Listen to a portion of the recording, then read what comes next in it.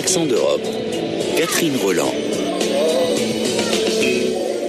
Du Danemark à l'Espagne, en passant par la Belgique, la liste des États européens qui ont légalisé le mariage de personnes de même sexe s'allonge au fil des ans.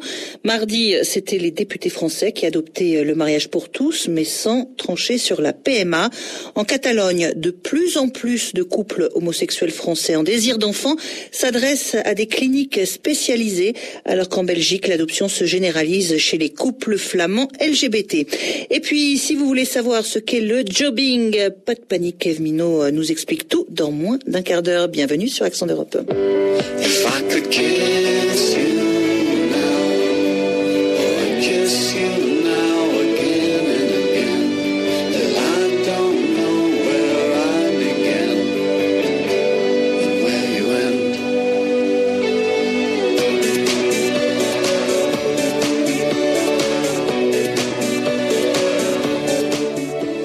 Je vous le disais il y a un instant, la France est maintenant sur la liste des États européens qui ont adopté le mariage homosexuel. Après des jours de débats, de psychodrames et de manifestations, ce sont les députés de l'Assemblée nationale qui ont voté hier le texte sur le mariage par 329 voix contre 229 à une large majorité. Et c'est la première réforme de société de l'ère François Hollande. Le texte va désormais partir au Sénat. En tout cas, ces débats ont plutôt surpris ou amusé la si catholique Espagne qui a légalisé le mariage homosexuel depuis 7 ans déjà. La procréation assistée comme l'adoption y est autorisée. Une aubaine pour les couples gays et lesbiens français. Beaucoup passent la frontière pour être écoutés et accueillis médicalement. À Barcelone, un centre spécialisé reçoit de plus en plus de ces Français. Martine Pouchard a pu notamment recueillir le témoignage d'une femme qui a choisi cette démarche pour son couple. Reportage. Depuis 3 ans, Amélie vit en couple en Normandie avec sa compagne Béatrice qui a une petite fille de 9 ans née d'une première union. À son tour, Amélie a voulu être mère. En Espagne, elle a suivi plusieurs traitements d'insémination artificielle sans jamais devoir cacher sa condition d'homosexuelle. Elle accepte de témoigner mais souhaite garder l'anonymat. J'ai émis le souhait d'avoir un enfant il y a déjà un petit moment à ma compagne parce que c'est quelque chose qui me manque dans ma vie. Donc on a décidé d'un commun accord d'avoir ce projet ensemble et au même titre qu'on a décidé que ce serait moi qui le porterais. Voilà, ça s'est fait tout naturellement entre nous deux. Et c'est à Barcelone que de nombreux couples français demandent de l'aide, notamment à l'Institut Marquès, spécialisé dans les techniques de procréation médicalement assistée. Le docteur Sugnol y travaille. Il reçoit 150 couples homosexuels par an. Dans ces derniers 2-3 années, on a eu une augmentation de la demande de couples de 2 femmes qui essayent d'avoir une formation, de s'intéresser sur la possibilité d'avoir un enfant ayant recours à un don de sperme ou parfois de traitement un tout petit peu plus compliqué qui est de faire une fécondation in vitro sur une des femmes du couple pour transférer des embryons sur l'autre des femmes du couple. Ça veut dire qu'elles ont le désir de partager le projet d'avoir un enfant et viennent ici en Espagne, dans notre centre, pour faire ce type de traitement qu'ils n'ont pas possibilité de faire ailleurs. À 2 reprises, Amélie va suivre un protocole d'insémination artificielle. Elle a reçu les spermatozoïdes d'un donneur anonyme. Elle est enceinte depuis quelques semaines. Au regard des autorités françaises, elle est aujourd'hui une mère célibataire. Elle attend beaucoup des projets de loi français sur le mariage pour tous et la procréation. La plupart des souhaits de mariage homosexuel, c'est uniquement pour les enfants. Parce qu'on sait bien aujourd'hui, l'autre parent qui n'a pas porté l'enfant n'a absolument aucun droit. Juridiquement, il n'existe pas.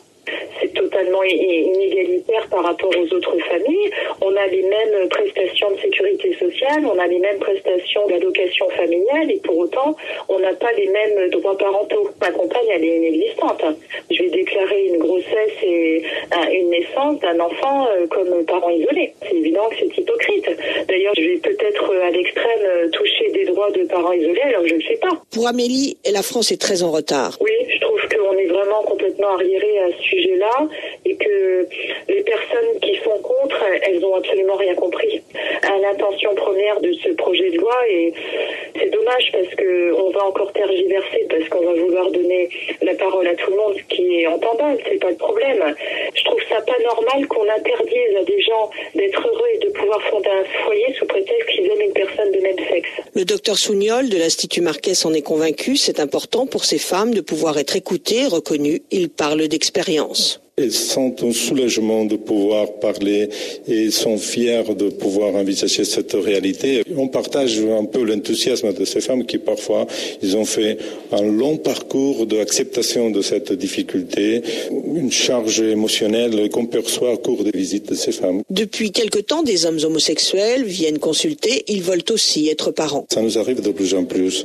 Alors, il s'agit parfois de monsieur qui essaye d'avoir recours à un don d'ovocytes, de laisser son propre sperme pour fertiliser les ovocytes de la donneuse et d'essayer de voir si c'est possible de trouver une mère porteuse pour avoir cet enfant. Ici, à Espagne, ça c'est complètement interdit. On ne peut pas avoir accès à des mères porteuses, mais à l'Internet et dans des pages web spécialisées dans la fécondation in vitro et de traitement, on voit qu'il y a une demande sociale de plus en plus importante. La loi espagnole autorise depuis 2005 le mariage pour tous, la procréation assistée et l'adoption. Cela a normalisé la situation, n'est plus un sujet de débat. Max a 1 an, il a 2 mamans, chacune à leur tour, elles ont décidé de porter un enfant du couple. Rosa Maria est enceinte de 8 semaines.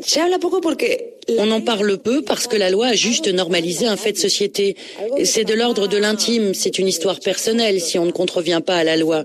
Rien n'a changé, ça a toujours existé. Mais maintenant, personne ne peut plus rien te dire, c'est ça le changement. Et si tu as le droit de payer des impôts, pourquoi tu n'aurais pas le droit de te marier ? Depuis 2005, 30 000 mariages homosexuels ont été célébrés en Espagne, des enfants sont nés, ont été adoptés, les statistiques ne sont pas publiées pour éviter toute stigmatisation et faciliter l'intégration de ces familles dans la société.